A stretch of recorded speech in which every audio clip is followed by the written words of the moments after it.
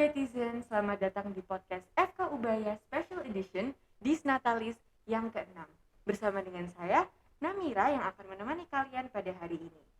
Nah, hari ini Namira nggak sendirian nih, tapi Namira ditemenin oleh dokter yang gaul dan super keren, yaitu Dokter Vika.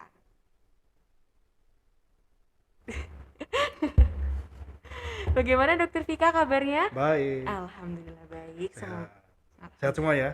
Alhamdulillah, amin insyaallah. Nah, hari ini kita bakalan ngobrol santai-santai aja nih sama Dokter Vika tentang suatu permasalahan yang sering banget diomongin oleh wanita-wanita nih terutama. Karena ini merupakan suatu hal yang setiap bulan ya memang dokter dialami oleh wanita. Banyak nih yang masih bingung, gimana sih nyeri menstruasi atau haid yang normal? Apakah sudah berbahaya dan harus dibawa ke dokter ataukah masih dalam batas normal? Nah, gimana nih Dokter Vika? Iya. Memang gampang-gampang susah ya. Kadang-kadang wanita itu kalau lagi moodnya enak, fisiknya oke, hatinya seneng gitu, nyeri-nyeri dikit ya nggak apa-apa gitu ya. Tapi kalau dia lagi baper ya, nggak tahu mungkin hari itu kuliahnya susah banget atau tanggal tua gitu ya, kiriman dari mama papanya belum nyampe, kadang-kadang nyeri yang sedikit itu jadi terasa lebih sakit. Jadi memang dia bervariasi ya, kadang-kadang dia bisa sakit, kadang-kadang enggak apa-apa ya, variasinya banyak sekali. Jadi memang secara garis besar ya, nyeri menstruasi itu jenisnya macam-macam sih. Kalau kita lihat teori macam-macam, kita nggak usah ngomong teori sini. Prinsip ada dua ya, nyeri itu kalau nyeri menstruasi atau nyeri haid atau bahasa kerennya dysmenorrhea ya, dysmenor gitu ya. Itu ada dua secara garis besar. Yang pertama yang primer, yang kedua sekunder.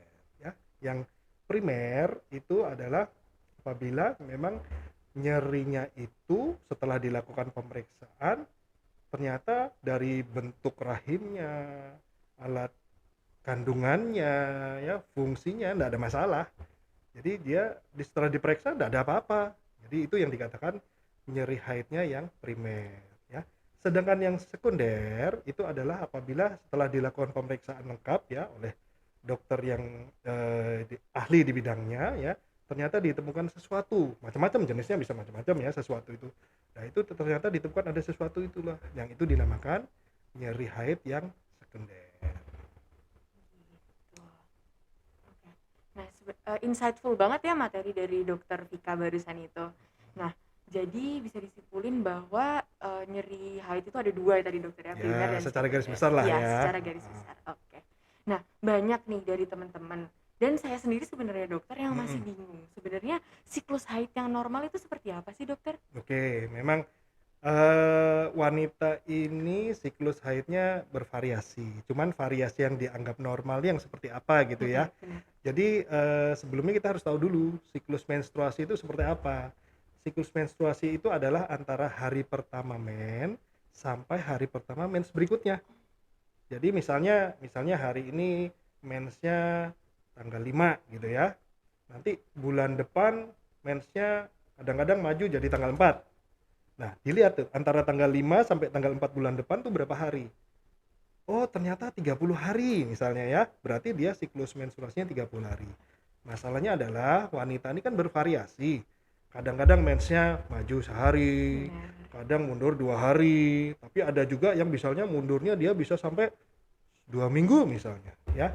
Jadi yang bagaimana dok? Nah, siklus menstruasi yang dikatakan itu relatif normal adalah apabila maju itu antara 1-2 hari, mundur mungkin 2 hari, 1 hari ya. Jadi variasinya antara 27 hari sampai 33 hari. Itu variasinya. Tapi ada juga wanita yang siklus menstruasinya pendek.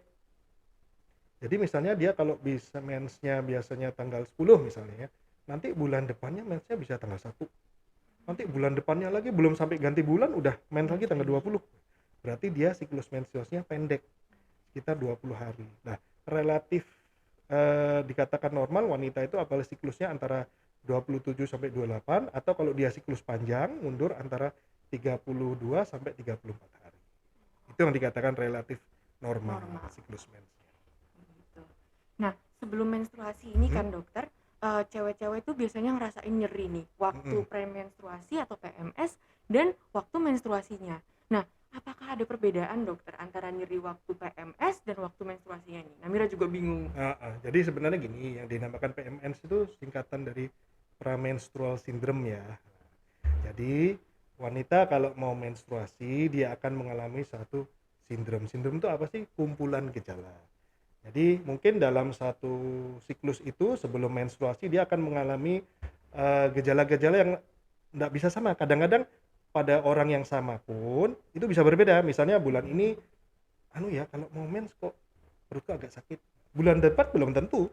Mungkin bulan depan dia nggak sakit, tapi misalnya badannya sakit semua. Tapi bisa juga nggak ada masalah. Jadi PMS itu tidak harus selalu muncul. Ya, nggak harus selalu muncul. Kadang-kadang berapa bulan dia mau menstruasi ya nggak ada masalah, enak-enak aja, enjoy-enjoy aja gitu ya.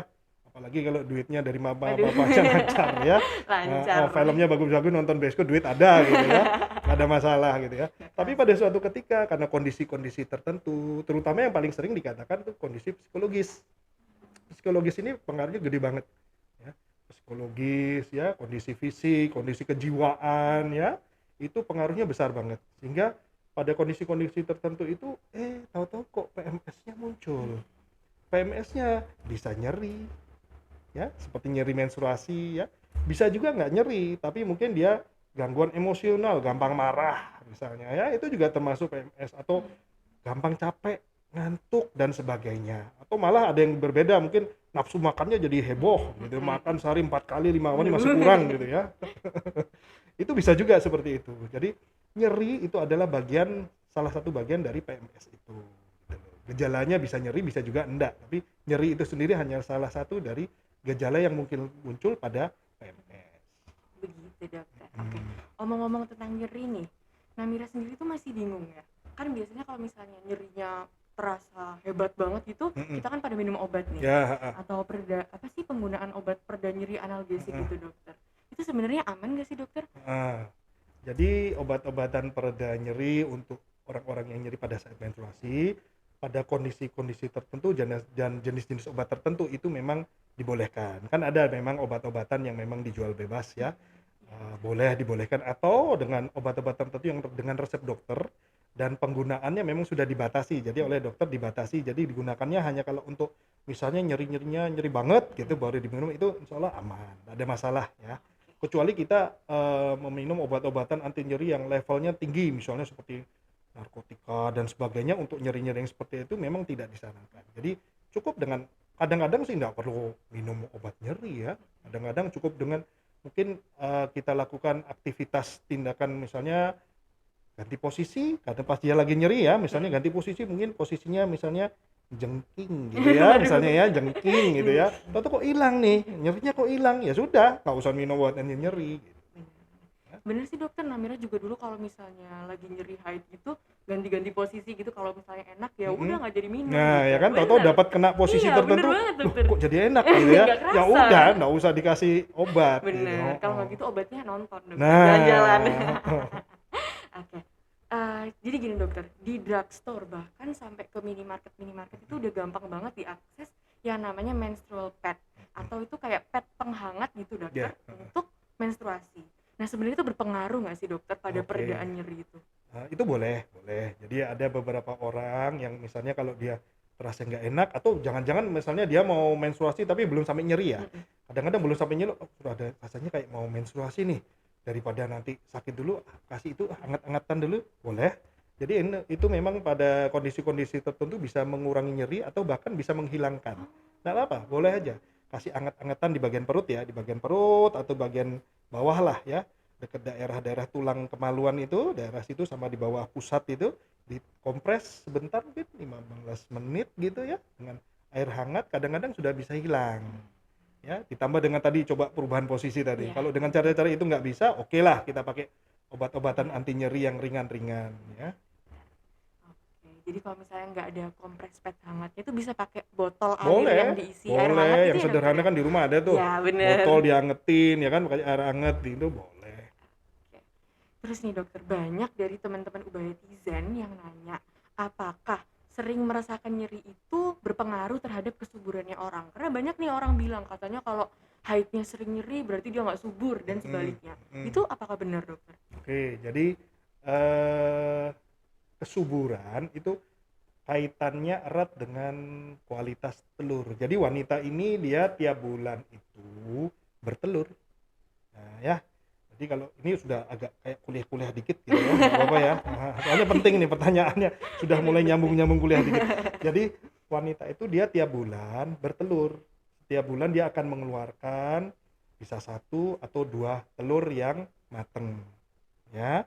Jadi setiap wanita yang menstruasi berarti dia pernah bertelur. Apakah itu telurnya bagus, telurnya jelek itu lain ceritanya. Yang penting dia pernah bertelur. Jadi patokannya kalau wanita itu sudah menstruasi berarti subur. Bisa bagus, bisa enggak telurnya, tapi yang jelas subur. Jadi enggak usah takut kalau dia nyeri mens berarti subur dong. Ya subur, enggak ada masalah.